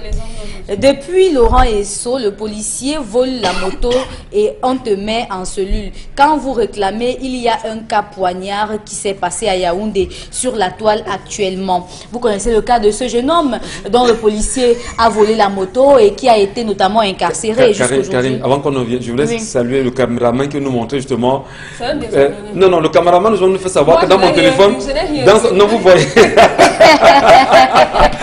Dans le téléphone, lui-même, il a son Il a son calendrier. calendrier. Donc, lui-même, le caméraman. Donc, si tu me dis que. Oui, merci beaucoup, monsieur Il y a Riwaka. 25 ans, il n'y avait pas d'application. Il y a 25 ans. Il y a 25 ans, il n'y avait pas Je dis, d'application. à l'époque, quand une Il y en femme a vous disait plein. que ce n'est pas le bon jour, c'était vrai. Cette femme n'avait pas Elle dit était ça. sincère. Elle savait. Elle ne savait pas. Cette Elle n'a femme pas n'avait voulu pas dit calculer. ça. Mais elle n'a pas dit. Alors, mais il y a des procédures. Et l'enfant est sorti. Oui, il y a des procédures. Et il a Quand on tué est monsieur enceinte, Bachou. on le voit. Cet homme est irresponsable. Laissez c'est un Karine sortir. fuyard. Arrêtez Et de quand- dire que et- les et- hommes et sont ce qui est montés bien, comme c'est que des si cet sardines. enfant travaillait et qu'il avait un revenu, il aurait dit c'est mon fils. C'est mon fils. Le sang suit la veine. Voilà. Merci. Le message. Et vous nous parlez d'un des messages qui. Oui, le message de ce... Vous vous rappelez l'histoire de ce jeune Effectivement. homme dont la moto a été volée par un policier et On qui a va aujourd'hui revenir sur ce incarcéré. sujet, c'est Justement, très important. On aura le temps d'en On parler. va montrer la preuve aujourd'hui que la police fait tout. La police vole une moto. On peut mettre la police parce qu'on peut justement dire qu'on vous poursuivre. C'est un policier qui a Vous volé. préférez vous parler d'une brebis galeuse. Il galeuse. salit le corps de la La police. police. Il salit le corps de la police. Donc on va dire justement que la police a volé une moto à un jeune. Lorsque le jeune se rend compte que sa moto est volée, il va porter plainte au voleur On lui qui est le remet d'abord policier. la moto. On n'a même parlé de C'est la un moto. autre commissariat maintenant qui Qui vient va même d'arrêter, porter plainte, justement. Il faut revenir là-dessus, Karine. On en parlera. Je vous en prie, poursuivez les messages. On continue les enquêtes. Un autre message, vous nous dites... Je pense que les renseignements généraux qui ne renseignent jamais rien d'autre à part le MRC. Parce qu'ils attendent le Tchoko, le gouvernement qui est l'incarnation du faux corrompu jusqu'à l'ADN. Shame for you. Concernant l'histoire du jour, l'expérience a toujours prouvé que lorsqu'un homme n'accepte pas une grossesse, l'enfant naît et est son portrait craché. Jus d'orange salé. Peuple camerounais devant nous. Un autre message. Ce garçon de 25 ans doit faire le test de paternité pour être sûr que c'est son vrai père. Parce qu'il y a des mamans qui montent jusqu'à... Le sous-préfet qui a tué la jeune fille qui était enceinte, son cas est à quel niveau? Ou bien il est relaxé et demain il va épouser la fille d'un boutoukou. Le calcul des périodes n'est pas toujours vrai. Il y a des exceptions. On conçoit même au 8e jour. Attention. Même pendant les règles. Donc vraiment... Ah bon? Oui, monsieur. Toutes les femmes. Calculons d'abord. Et il y a des femmes qui ont 2 ovulations par mois. Toutes les Donc femmes ont vraiment avoir des calculons d'abord. Calculons d'abord. Je n'ai pas calculé et l'enfant est dedans. On fait comment? On jette. On dit que la femme a piégé l'homme. Quand vous piégez l'homme, ça risque de se Quand on finit de dire ça, on jette l'enfant. J'ai piégé l'homme, on jette l'enfant ou on fait quoi avec? On reconnaît d'abord qu'on est satanique. Et maintenant, on apprend à vivre. On fait comment de l'enfant? Justement, on reconnaît qu'on est d'abord satanique. Et maintenant, comment vivre avec Satan? Il y a des gens qui ne peuvent pas résister l'enfer. Merci à vous, merci. On lira encore vos messages tout à l'heure. Allez, poursuivons l'émission, madame, monsieur. Et surtout, vous savez, c'est un moment important. Nous marquons toujours une pause, le temps pour nous de saluer vraiment Consti Lamine, comme chaque matin. Il est avec nous avec le concept Salaka. Et ce matin, il vient nous parler bien sûr de 1001 tapis. Consti Lamine, Plateau B, bonjour à vous. Alors bonjour Michel Gathiou, bonjour à tous les téléspectateurs et bonjour à tous les clients du concept Salaka. À ces clients, je leur rappelle qu'il y a encore quelques tensiomètres qui sont en vente du côté du magasin 1001 tapis à des prix vraiment dérisoires. Chacun devrait prendre sa tension à la maison. Alors aujourd'hui, le concept Salaka vous permet d'acheter un tensiomètre d'origine à des prix vraiment dérisoires. Alors vous achetez un tensiomètre, on vous remet gratuitement un fer à vapeur. Il y a également toujours au magasin 1001 tapis des thermoflash de très très bonne qualité. C'est l'occasion d'attirer l'attention des responsables d'établissements, d'attirer l'attention des patrons d'entreprises, des hôpitaux, de tout le monde. Chacun devrait avoir son thermoflash, étant donné que le concept Salaka vous permet d'acheter un thermoflash à un prix vraiment très très abordable. Et dès que vous achetez un thermoflash ou un tensiomètre, on vous remet gratuitement un fer à vapeur. Je rappelle que la double réduction se poursuit toujours du côté du magasin 1001 tapis. C'est une baisse totale des prix. Nous affichons les prix de promotion et sur ces prix de promotion, nous vous communiquons le prix de la double réduction. Par exemple, un détendeur intelligent qui coûte normalement au prix de promotion de 12 000, vous l'avez à 11 500 francs du côté du magasin 1001 tapis dans le cadre de la double réduction. Nous allons tout de suite démarrer la vente de ce matin par les tapis d'ameublement, les tapis de très très bonne qualité. Le prix de la promotion est de 17 000. Le prix de la double réduction est de 15 000 francs. Un tapis turc, un tapis de qualité, vous ne retrouverez cela nulle part ailleurs. Nous donnons 1 an de garantie sur l'achat de ce tapis à 15 000 francs au lieu de 17 000. À côté bien sûr des tapis, on parle également bien entendu d'un fer à vapeur. Il est moyen. Il est stylé, il est d'origine, il permet de repasser les vêtements même à distance. Il suffit que le vêtement sente tout simplement la chaleur du fer à repasser. Le vêtement est déjà repassé. Vous l'avez au prix, bien entendu, à 7 000 francs du côté bien sûr du magasin 1001 tapis. Nous continuons toujours avec la promotion magasin 1001 tapis avec bien entendu un ordinateur complet. Oui, un ordinateur complet. Il coûte 45 000, mais dans le cadre de la double réduction, vous l'avez à moins de 45 000 francs du côté du magasin 1001 tapis. C'est un corps de Dio 80 Go de disque dur, 2 Go de RAM, écran plat 17 pouces, lecteur DVD, tout installé à l'intérieur. Vous l'avez normalement au prix de promotion à 45 000, mais comme on parle de double réduction, vous l'avez à moins de 45 000 francs. La suite nous conduit, chers téléspectateurs, bien entendu, à un régulateur de tension numérique. Il est important de sécuriser les appareils. Il est important d'avoir un courant stable à la maison, et l'appareil qui vous permet de stabiliser le courant, c'est le régulateur de tension. Vous l'avez à partir de 16 000 francs. Mais comme on parle de double réduction, vous l'avez à moins de 16 000 du côté bien sûr du magasin 1001 tapis. On parle également bien entendu d'un woofer. Ceux qui veulent écouter la bonne musique, que ce soit au bureau, que ce soit à la maison, écoutez les informations, vous avez un woofer. Ce woofer à la télécommande. Il a 3 baffles. Ça prend la carte mémoire, la clé USB. Vous l'avez normalement à 35 000 francs, mais vous l'achèterez à moins de 35 000 jusqu'à la fin du mois d'octobre. Du côté bien sûr du magasin 1001 tapis. Commandez dès à présent. On a parlé tout à l'heure du détendeur intelligent. Ça permet de contrôler l'évolution du gaz. Ça permet d'éviter les fuites. Ça permet, bien entendu, de pouvoir éviter que le gaz ne sorte pas à tout moment. Vous l'avez normalement à 12 000 francs. Mais comme on parle de double réduction, vous l'avez à 11 500. Ce détendeur intelligent avec 5 ans de garantie que nous donnons à tous les clients sur le détendeur intelligent IGT, qui permet de réduire la consommation du gaz. On parle toujours de la promotion au magasin 1001 tapis.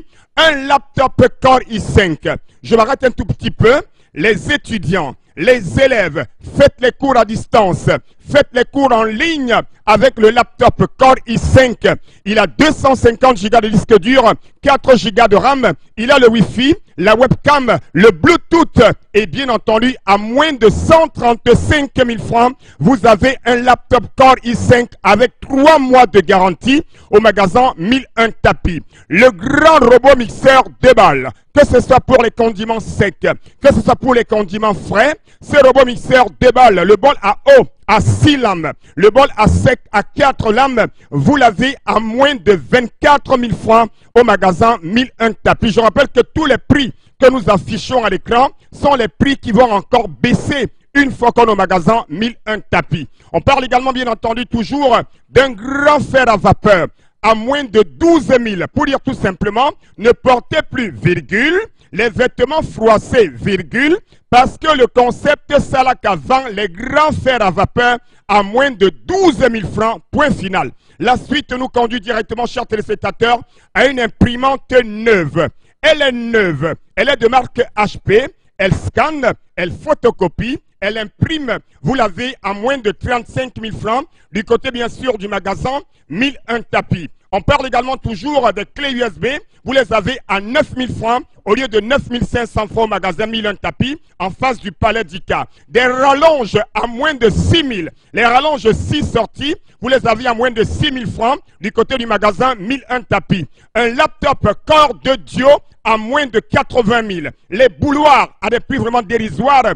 Un ordinateur complet à moins de 45 000 francs. Nous allons conclure avec les couvre-bouteilles. Vous les avez à des prix très très bas. Le nettoyant universel Magica à moins de 6 000 francs chez nous. Donc, chers téléspectateurs, n'oubliez surtout pas vos tensiomètres. Les voilà. Je vous les présente une fois de plus.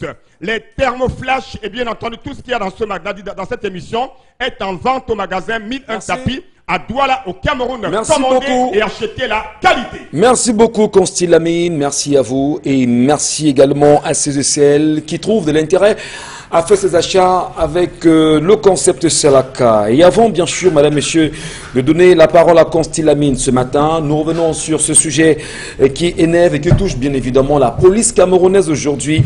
C'est ce jeune menuisier Franck Sungou qui est arrêté et torturé, effectivement, dans l'histoire. Il faut bien sûr la suivre ce matin. Je me lève avec une colère profonde et je demande au ciel ce que nous avons fait à Dieu. Franck Sungou, le jeune menuisier, dont le nom, dont le policier du GSO, Kaitama Faustin, matricule E0 58 366, avait volé la moto, justement, de nouveau, a été arrêté, mais cette fois-ci par les éléments du GSO qui détiennent actuellement pour avoir dénoncé leurs camarades. Il faut bien préciser que le policier s'appelle Kaitama Faustin, qui avait volé la moto du menuisier. Et selon justement l'histoire, Kaitama fut arrêté et conduit à la gendarmerie de Nkolnda. Là-bas, la moto de France Songou fut restituée. On lui demanda justement de se présenter au tribunal, la facture de la vente de la moto. Le policier voleur Kaitama Fatima avait déjà fabriqué les faux papiers. Les gendarmes ont pu démêler le vrai du faux. Et puis lorsque Franck Songou doit présenter ses papiers au parquet, le policier voleur ne s'y trouve pas. Il est au commissariat justement d'un fou et le voleur est en liberté. Donc on dit justement que le voleur policier est en liberté et il travaille bien sûr au commissariat d'un fou. Et ce qui est quand même dommage, c'est que le petit aujourd'hui est arrêté, molesté par les éléments du GSO. C'est la République du Cameroun que nous voulons construire et nous disons merci pour le pays. Karine Santia, qu'est-ce que nous avons de si important ce matin sur la revue des réseaux sociaux? Parce qu'on a une impression, on entre ici très joyeux, parfois on en sort nerveux. Ça dépend, hein. Moi j'entre ici toujours nerveuse. Toujours nerveuse. Et vous en sortez comment plus que nerveuse? Il faut juste que je ne sois pas hyper tendue plus tard. Je vous en prie, véritablement on ne le souhaite pas. On vous écoute. Oui, ce matin on commence par ce sujet, ce drame qui nous interpelle encore ce matin. Les petites filles Cécile et Micheline de 9 ans et 7 ans qui ont été abusées par leur papa de 43 ans depuis plusieurs années déjà. Le monsieur se nomme Félix Ngouélé et depuis 2014 son épouse qui était enceinte de 9 mois est portée disparue et justement lorsqu'une voisine a découvert que l'enfant avait des comportements inhabituels, elle a décidé de mener son enquête et elle a découvert que la petite fille de 9 ans était déjà sexuellement active et elle a révélé que c'était notamment la faute de son papa. Et plus tard, après avoir porté l'affaire devant le chef de quartier, il a alerté les autorités compétentes qui ont fini par découvrir en fait que l'épouse du monsieur avait été assassinée par lui et enterrée justement par lui et tout seul. Comme vous voyez dans les images, c'est lui en train de retirer les restes de son épouse qu'il avait lui-même enterrée.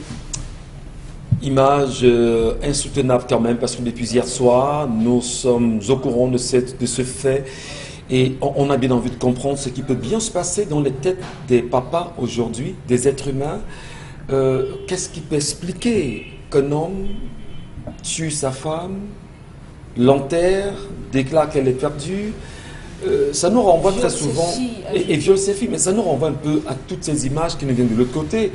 Il y avait des magazines à l'époque que nous lisions qui venaient de la France où on nous racontait des histoires semblables à celle-ci. Est-ce qu'il y a des troubles psychologiques? Est-ce qu'il y a des personnes hantées? Est-ce qu'il y a des personnes qui ne jouissent pas de toute leur moralité? Qu'est-ce qui peut expliquer ça, Mbombo? Vous qui êtes traditionnaliste, qu'est-ce qui peut justifier de pareils actes chez un homme, dira-t-on, totalement constitué? Non, mais une seule chose, c'est l'européanisation du comportement. Quand j'ai dit l'européanisation du comportement, ça renvoie au fait que les coutumes africaines, les pratiques ancestrales n'ont pas intégré les lois dans nos républiques. Parce que c'est la loi qui régule les rapports sociaux. Dans les régulations, on a importé des lois ailleurs pour nous les imposer ici, sans tenir compte des modes de fonctionnement de notre société, de comment on traitait certaines dérives dans notre société. Donc, on ne se reconnaît pas dans les lois qui régissent notre société. Or, où est la place de ce qu'on appelle les traditions dans nos lois? Ce genre de personnes, on le détectait longtemps avant.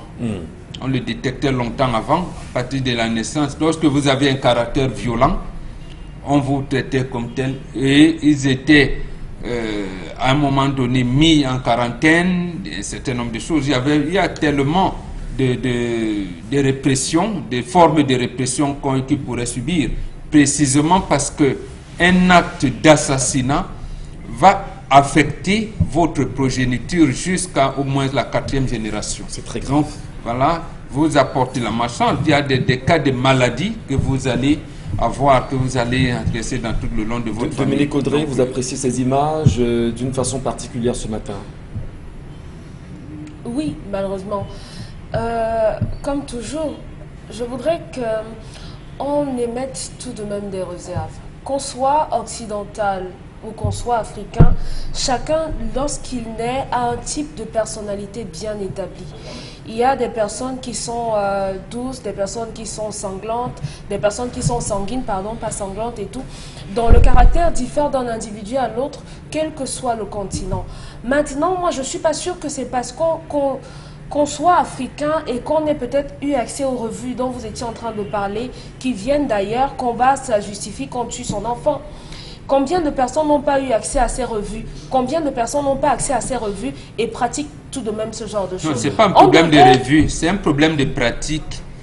Lorsque on vient, je prends seulement le cas de l'institution qui est censée nous amener à la morale, la religion. Comment la religion a installé ou alors a fait augmenter la sorcellerie? À partir du moment où on trouve quelqu'un qui a ces 3 femmes, il vit bien, il dit choisis une avec laquelle on va vous baptiser parce que la religion n'admet pas la polygamie. À ce moment-là, les 3 autres s'érigent déjà en adversaire de leur coépouse et on commence à tirer partout.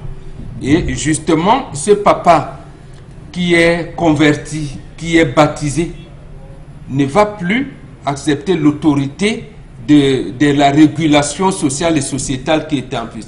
On est donc allé comme ça de fil en aiguille, puisque ce que l'Église a fait a été encadré par l'administration politique qui était là en question, et la loi est venue qui commence maintenant à régir le fonctionnement sociétal en général. Il ne s'agissait pas nécessairement de lire et de c'est peut-être une bonne chose que l'homme soit arrêté aujourd'hui, mais quand même qu'on essaie de comprendre s'il y a une pathologie quand même psychologique aujourd'hui. Justement, ça ne peut être relevé que d'une maladie que d'avoir un homme qui consciemment réussit à éprouver une certaine attirance pour des enfants de moins de 10 ans qui sont ses enfants, et en plus qui réussit à tuer sa femme, l'enterrer derrière la maison avec le bébé qu'elle a dans le ventre et rester pendant 6 années, c'est ça Karine, 6 années sans rien dire à personne. Donc il faudrait qu'on essaye plutôt de comprendre ce qui se passe et comment est-ce qu'on prévient ce genre de situation. Il faudrait qu'il soit exploité et qu'on comprenne ce qui peut bien amener. Et maintenant, les psychologues doivent être de plus en plus présents dans la société parce que de plus en plus, il y a des gens qui développent des maladies de façon psychologique, qui développent certaines maladies, et on a tous besoin d'un suivi à un moment ou à un autre. Il faut un suivi psychologique pour ce monsieur. Les Bantous résolvent ça comment, Charlamel Mathieu, ce genre de cas-là?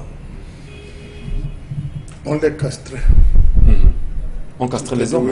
Devant, on rassemble les jeunes garçons de 10 à 45 ans ou 50 ans. 50 ans, c'était à traverser, mais 40 ans. On se saisit d'un couteau et on l'ampute de ce membre qui est vecteur du désordre dans la famille. Aussi blanc que cela puisse paraître, aussi sec comme je vous l'ai dit, voilà comment. Ou alors on supplie à la justice et on lui donne 1001 ans.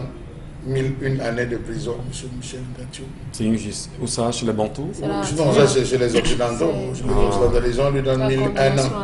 On lui laisse son organe, mais on lui donne 1001 ans de prison, M. Michel Ngathio. Donc, je pense qu'en le faisant, cela va résoudre. Mais chez les Bantous, on avait une particularité. Ça fait 6 ans. Ça suppose que la première fille avait 3 ans. Parce qu'on dit que ça fait 6 ans qu'il a enterré la mère. Oui, donc ça veut dire que la première fille avait 3 ans et la deuxième, elle a 9 ans aujourd'hui et l'autre avait dans les 1 an. Un an sensiblement. Donc, il viole ses enfants depuis. Chez les Bantous, lorsque cet enfant, un cas de décès, je ne sais pas, parce que de disparition, ça m'amène quand même, une femme enceinte ne disparaît pas comme ça. La famille de la femme était ouf. C'est maintenant qu'ils ont relancé. C'est maintenant qu'ils relancent. Qu'est-ce qu'il a dit qui a pu conforter? Généralement, quand on se retrouve dans une situation où les enfants sont mineurs, la famille de la femme récupère les enfants. Soit on oblige le garçon à se marier, à prendre une autre femme qui va encadrer les différents enfants. Comment est-ce qu'il est arrivé à ceci? Bon, c'est vrai que dans le monde des occidentalisés aujourd'hui, il y a des individus qui frappent toute la famille, il y a des individus qui veulent les enfants tout seuls. C'est là où nous sommes surpris un peu avec bon, parfois d'entendre cela. L'autre chose, les voisins sont coupables de beaucoup de choses, M. Michel Gatou, de beaucoup de choses. Je vais vous dire que dans certains villages, on a interdit la construction d'une barrière dépassant 1 mètre. Je dis dans des villages, à l'heure où je vous parle, je ne vais pas faire la publicité. Oui, c'est même interdit. Je n'ai pas envie de citer de peur qu'on dise que c'est une publicité que je fais à ce village.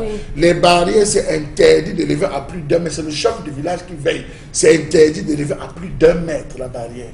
Parce qu'on doit être capable, en passant, de voir, d'entendre et de suivre. Beaucoup de choses se passent dans les barrières. Vous avez des voisins, M. Michel Gatou, parce que la voisine, ce n'est pas aujourd'hui qu'elle s'est rendue compte de ça. Il y a des attitudes des enfants quand ils jouent dans la cour. Il y a une façon de faire. Les enfants sont parfois refermés, stressés. Un enfant qui n'est pas épanoui, même les maîtresses, si les enfants vont à l'école. J'invite la société, comme le dit tous les jours Zimbabwe, à redevenir comme avant. Pardon. L'enfant n'appartient pas à une seule personne, il appartient à tout le village. Arrêtez de croire que c'est l'enfant de Michel Gatou. Vous êtes sûr, dans le quartier, vous laissez l'enfant de Michel Gatou le faire, il grandit, il réussit à reproduire, il reproduit les mêmes chez vos enfants et la gangrène s'installe. Ce que vous dites, c'est tellement pertinent, Charles Mbachou. Peut-être que c'est l'occasion aussi ici, ce matin, de demander à quelques parents qui nous regardent. Il y a des parents qui, très souvent, comme l'immeuble dans lequel j'habite aujourd'hui, c'est très compliqué. Il y a un enfant qui pleure chaque soir, j'entends de ma chambre. Certainement, je me rends compte que maman est en train d'enseigner l'enfant. Mais très tôt le matin, que je suis debout tout le matin à 3 h, à 5 h, le même enfant pleure. Donc vous savez, vous êtes dans des immeubles, c'est pas évident, vous ne comprenez pas. Vous avez toqué à la porte? C'est pas encore, mais je vais vous accompagner. Voilà, merci beaucoup. Ça fait souvent très peur. Non, on vous dit.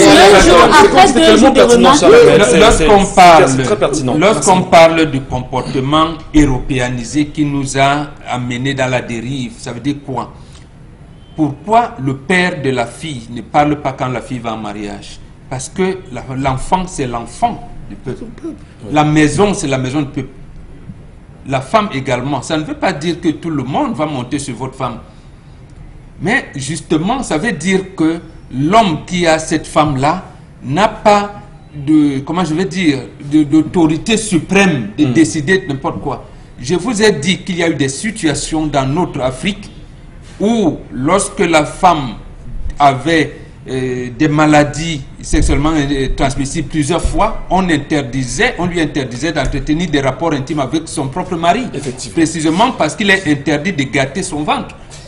Alors, Karine, il y a également un sujet qui vous interpelle ce matin. Oui, il y a un deuxième sujet qui nous interpelle, notamment ce sujet concernant les associations des parents d'élèves au lycée de Japoma particulièrement, qui sont aux abois et qui ont décidé de porter plainte contre notamment la direction du lycée dans cet établissement-là. Alors, ces parents se sont rendus à payer les frais d'APEE entendus par l'association des parents d'élèves et enseignants à 40 000 francs CFA. Ils s'y sont opposés. Certains avaient déjà commencé à payer et plusieurs se sont opposés et ont décidé de traduire l'affaire en justice. Et aujourd'hui, ils sont en justice et les autres parents qui avaient déjà payé doivent notamment récupérer cet argent. Ça nous pousse aussi à nous interroger notamment sur les frais d'APEE. Une association de parents d'élèves, la loi sur les associations au Cameroun n'exige pas ou n'oblige pas un individu à appartenir à une association. Maintenant, lorsque vous appartenez à une association, vous choisissez les cotisations que vous allez faire, par exemple, s'il y a un taux unique. Mais là, c'est de manière collégiale. Comment est-ce que la direction de l'école impose aux parents un taux pour l'association des parents d'élèves, sachant que nous sommes dans un contexte où la Covid a tout décimé autour de nous et où les enfants sont dans des salles de classe 40, 50 et certains parents ont parfois 4 enfants dans certains établissements. Il y a ce cas, il y a le cas de Loum aussi où les parents disent qu'ils veulent qu'on réduise les frais d'APEE qui sont passés de 11 000 à 19 500 francs. Il y a à Batoufam un proviseur qui a distrait les frais d'APEE. Il y a tellement de cas concernant les frais d'APEE. Finalement, on ne comprend plus rien. Et nous posions la question hier matin ici sur cette antenne. Qui est le magistrat fou qui peut se lever et demander à redresser la République camerounaise? Que font bien sûr ces magistrats lorsqu'il y a des dossiers comme ceci? Que font bien évidemment les commissaires de police, on va dire, de sécurité publique, effectivement? Comment expliquez-vous qu'il puisse y avoir de pareilles situations dans les établissements et vous êtes muets? Et nous relançons encore la question aujourd'hui. Le peuple camerounais comprend-il les batailles qui se mènent pour sa libération? Veut-il se libérer ou rester justement dans cette logique? Les questions sont posées, madame, monsieur. Parlons-en dans un instant. Allons retrouver à nouveau Consti Lamine. Il est là et il vient cette fois-ci nous parler, bien évidemment, de Von Bio Consti Lamine. Alors une fois de plus, le concept Salaka s'installe sur le plateau B de l'émission 10-12, le Zénith, l'émission la plus regardée au Cameroun et en Afrique. Oui, pourquoi en Afrique?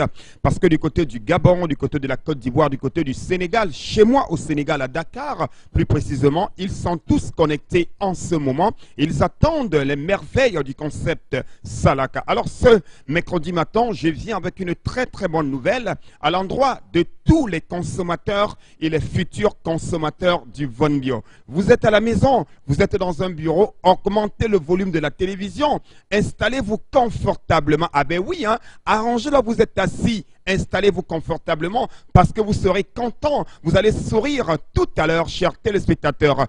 À l'occasion, bien sûr, de la journée mondiale du diabète qui va se célébrer le 14 novembre prochain. Il faut le rappeler, chers téléspectateurs, que cette journée sera célébrée le 14 novembre prochain. Les laboratoires Cedorex, en partenariat avec le concept Salaka de Consti Lamine, ont bien entendu décidé d'offrir une réduction spéciale sur tous les Von Bio du côté du magasin 1001 tapis. C'est pas bien ça, chers téléspectateurs. C'est une très très bonne nouvelle, hein, parce qu'une réduction de 500 francs, c'est beaucoup, c'est énorme. Bien entendu, sur un complément alimentaire qui coûte déjà au prix de promotion 6 000 francs. Donc vous avez, à partir de ce mercredi, et cela jusqu'au 15 novembre 2020, les Von Bio vont recevoir une réduction de 500 francs. C'est pour dire tout simplement que le Von Bio Oméga 3, qui coûte normalement 7 500 francs, qui coûte au prix de promotion 6 000 du côté du magasin 1001 tapis, vous l'aurez à 5 500 francs. C'est donc l'occasion plus que jamais d'acheter une quantité importante. C'est l'occasion de communiquer à vos amis, de communiquer à vos parents que le concept Salaka vous permet de bénéficier d'une réduction de 500 francs sur tous les Von Bio. Donc cette offre de 500 francs de réduction est valable sur tous les Von Bio, notamment le Von Bio Oméga 3, le Von Bio Libido, le Von Bio Detox, le Von Bio Cardio, le Von Bio Sleep, le Von Bio Libida pour les femmes. Ah ben oui, les femmes ont désormais leur Von Bio, c'est le Von Bio Libida. Pour celles qui veulent avoir de plus en plus l'appétit. De l'autre côté là, vous avez le Von Bio Libida qui connaît également une réduction de 500 francs. Sans oublier également le Von Bio Lotion. Oui, ce lait de toilette pour diabétiques reçoit également une réduction de 500 francs. Donc le Von Bio Lotion, au lieu de 6 000, vous l'achèterez à 5 500 francs à partir de ce mercredi. Et cette offre est valable jusqu'au 15 novembre 2020. Parce qu'après le 15 novembre 2020, les Von Bio vont reprendre le prix normal de promotion qui est de 6 000 francs. C'était donc ça, la bonne nouvelle de ce matin. Et cette nouvelle nous vient tout droit des laboratoires Cedorex qui ont décidé de permettre à tous les clients, à tous les consommateurs de Von Bio de bénéficier d'une réduction de 500 francs. Nous allons tout de suite rappeler les bienfaits de ce complément alimentaire que voici. Le Von Bio Oméga 3 permet de réduire les complications du diabète. Le Von Bio Oméga 3 permet d'éliminer, bien entendu, le taux de cholestérol dans le sang. Le Von Bio Oméga 3 permet de stabiliser notre tension. Le Von Bio Oméga 3 permet également d'assouplir nos articulations. Le Von Bio Oméga 3 permet également de garder la bonne humeur en longueur de journée. Ce complément alimentaire vous permet bien entendu d'avoir plusieurs avantages. À l'intérieur de cette boîte, vous avez 30 gélules et c'est une gélule par jour pendant le repas. Et en ce moment, vous l'avez à 5500 francs. Une boîte de 30 gélules de Von Bio Oméga 3. Je rappelle à tous nos téléspectateurs que ce n'est pas le prix de promotion, c'est un prix à l'occasion de la célébration de la Journée mondiale du diabète qui va se célébrer le 14 novembre prochain. Donc, profitez au maximum et achetez une boîte de Von Bio Oméga 3 à 5500 francs. Ce prix est valable pour tous les clients du Von Bio, que ce soit au Gabon, au Congo, au Tchad, c'est le même prix. Alors, chers téléspectateurs, parlons donc des modalités de livraison. Il suffit d'appeler le concept Salaka et de commander l'un des articles qui est en vente au concept Salaka. Nous allons conclure la communication de ce matin en présentant une fois de plus la pommade contre les hémorroïdes. La voici. Cette pommade, elle est naturelle, elle est 100% bio. Elle permet d'éliminer totalement les hémorroïdes. Plusieurs personnes aujourd'hui ont retrouvé le sourire en utilisant la pommade contre les hémorroïdes. Nasombignon Bessé, Mototin, Aye, Tatan, au magasin 1001 Tapi. Merci beaucoup, Constilamine. Merci à vous, madame, messieurs. 10 12 Zénith, on se donne rendez-vous demain lorsqu'il sera bien évidemment 10 h sur cette antenne. Nous vous remercions de garder le cap en même temps en ce qui concerne la constitution du Cameroun, mais surtout de ne pas perdre de vue qu'il y a des vrais dossiers, il y a un sujet important. Ce qui nous interpelle, c'est que bien évidemment que ces Camerounais soient libérés d'une manière ou d'une autre, vous le savez. Et on va peut-être terminer cette émission en vous rappelant que jusqu'à présent, l'affaire Ouazizi, mesdames et messieurs, la commission d'enquête, on ne la voit plus, dit-on, elle est au maquis. À demain.